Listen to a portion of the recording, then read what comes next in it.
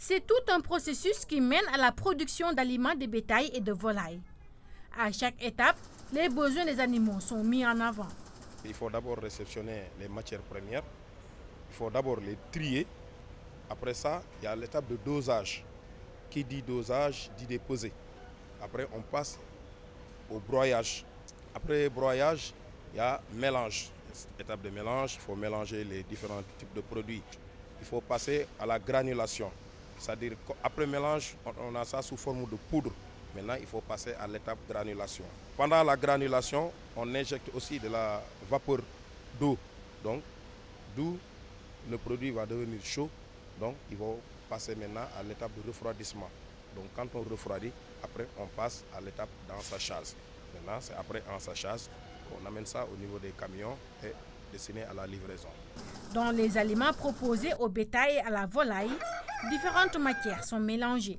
Bien, ici, nous utilisons un logiciel de formulation qui s'appelle Alix, qui nous permet d'optimiser des formules à partir des besoins des animaux, qui nous sont en partie exprimés par les vétérinaires qui sont sur le terrain, et à partir de la composition des matières premières qui nous est transmise par le laboratoire. Alors, on utilise un pool de matières premières qui est commun à toutes les espèces, mais pour chaque espèce, et même pour chaque tranche d'âge par espèce, on va faire une formule spéciale. Cette usine produit 33 tonnes par heure. L'ensemble de la production est suivi à la salle de contrôle qui comprend des ordinateurs. Actuellement, on est outillé d'une usine qui est à 100% automatique. Donc, si à un niveau ou bien à un autre, il y a un problème, l'automate arrête automatiquement et on va régler le problème.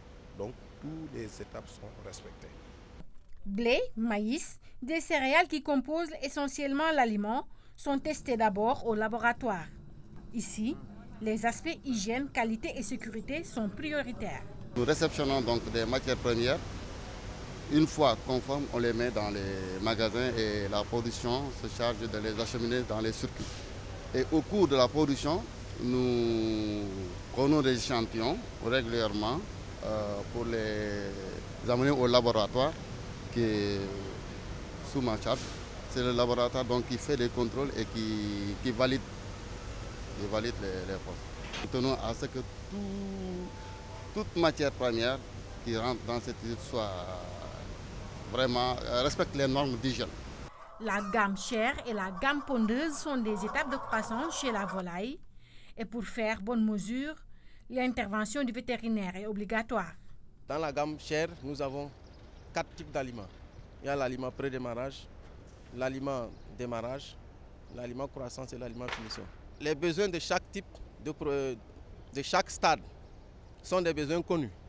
Donc quand on fait la formulation, on fait en sorte que le total des apports de chaque ingrédient dans la matière, dans l'aliment corresponde ou dépasse légèrement un peu aux besoins de l'animal. Ce qui fait que quelles que soient les circonstances, si l'aliment consomme 1 gramme, l'animal consomme 1 gramme d'aliments, il a les nutriments nécessaires qui doivent être normalement apportés par cette quantité d'aliments. Pour la gamme pondeuse, il y a 4 types d'aliments aussi. Nous avons l'aliment poulette premier âge, c'est de 0 à 2 mois, 2 mois et demi. Alors après ça, à partir de 2 mois et demi, c'est l'aliment poulette deuxième âge qui va prendre la relève. Et ça va aller jusqu'aux premiers œufs. Quand les poulettes commencent à pondre les premiers œufs, les tout petits, il y a un aliment de transition qui permet de passer au stade poulette à la poule pondeuse. C'est ça qu'on appelle l'aliment pré-ponte. Chez les ruminants aussi, les besoins sont variés.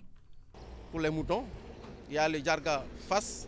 Pour les chevaux, il y a le jarga nag ordinaire. Il y a le jarga nag ordinaire et le jarga vache laitière et le jarga face. Puisque les besoins sont particuliers suivant chaque espèce. Donc, on fait des formules en tenant compte des besoins spécifiques de chaque type d'animal. Parce qu'avant, il y avait du jarga tout simplement. Mais maintenant, les choses vont en s'améliorant.